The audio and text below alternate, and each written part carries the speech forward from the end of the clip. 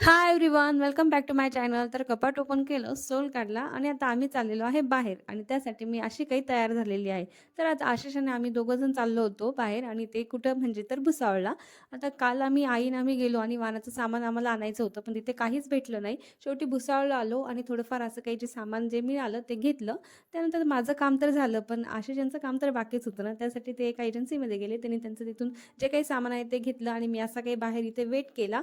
तसंच आता सामान वगैरे घेतलं. त्यानंतर आता भुसावळ आलो म्हटल्यावर ते घासीलालचे वडे तर खाल्लेच पाहिजे ना. मग इथे सुद्धा आलो. इथे मस्त एवढ्या गर्दीमध्ये सुद्धा मी जो काही शूट घेतला आहे ना, त्याची तर एक वेगळीच कमाल आहे माझी.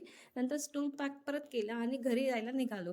घरी आल्यानंतर आता हळदी-कुंकूचा प्रोग्राम आहे 1-2 दिवसांनी, म्हणून काही आता तयारी वगैरे करावं म्हटलं, तर माझ्याकडे बरंच मी जे सामान आहे ते असं स्टोरेज करून ठेवते. आता त्याच्यामध्ये काही निघतंय का ते बघितलं आणि फायनली मला जे काही मिळालेलं आहे, म्हणजे जे मला सामान लागत आहे, ते शेवटी मला सापडून असं मिळालेलं आहे.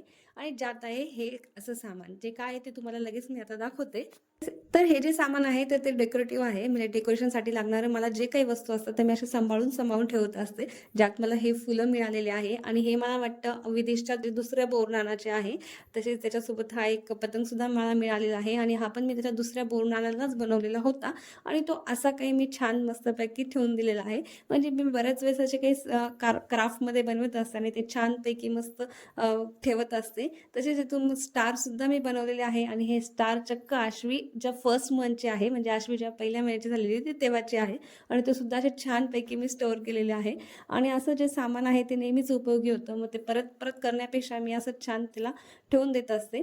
तर आता हा पतंगसुद्धा मी असा घडी वगैरे करून आणि त्याच्यामध्ये असं कॅरी बॅगमध्ये पॅक करून ठेवलेला होता आणि तो आत्तापर्यंत अजूनही छान असा राहिलेला आहे आणि असंच सामान जर स्टोअर करून ठेवलं ना, तर नेहमी आपल्याला बनवायची किंवा विकत आणायची गरज पडत नाही. तसंच भुसावळवरून मी ह्याचं डेकोरेशनसाठी सामान आणलं होतं, जे की माझ्या नेक्स्ट व्हिडिओमध्ये मी याचं काय बनवणार आहे ते तुम्हाला दाखवेलच.